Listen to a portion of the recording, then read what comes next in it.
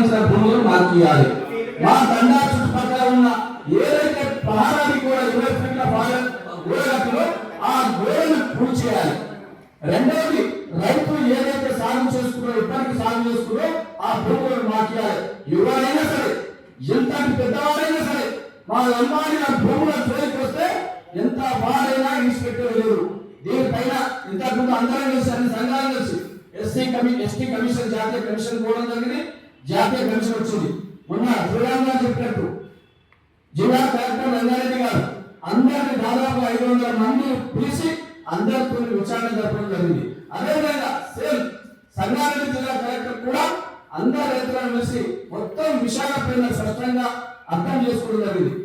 విషయం ఏంటంటే అక్కడ చదువు రాని వాళ్ళు, మా వాళ్ళ పెద్దలు చదువు రాదు కాబట్టి, ఏముంటారు కాబట్టి కొంతమందిని నమ్మించి దొర కాబట్టి, దొర అంటే మాకు వినలేని గౌరవం. మా లంబాడిలో ఒక వ్యక్తిని నమ్మితే ప్రాణమైన ఇస్తారు.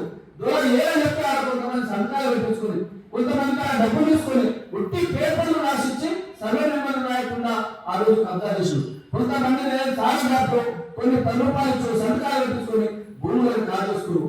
ఈ అన్ని భూములకు సంబంధించి అపర్ణ కంపెనీ, గ్రీన్ పార్క్, జీవికే లాంటి కన్స్ట్రక్షన్ కంపెనీలకు ల్యాండ్ ఇచ్చి మొత్తం ఆ నుండి మా తండాలను ఎత్తడానికి కుట్ర జరుగుతున్నది.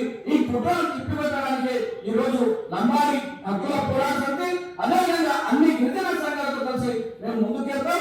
ఏదైతే మొన్న లగాచర్లలో ఫార్మా కంపెనీ పేరు మీద ప్రభుత్వం మా లంబాడి భూములను గుంజుకోవడానికి ప్రయత్నం చేశారు.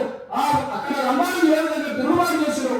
అదేవిధంగా ఈ కొండకండ వేదకు సంబంధించిన గిరిజన హక్కులు లంబాడి అందరూ ముందు ఉండి రేపు రాబోయే రోజుల్లో ఈ హైదరాబాద్ చుట్టుపక్కల ప్రాంతంలో, హైదరాబాద్ చుట్టుపక్కల లంబాడికి సంబంధించిన భూములపై అందరూ దృష్టి పడ్డారు. కాబట్టి అమాయకులు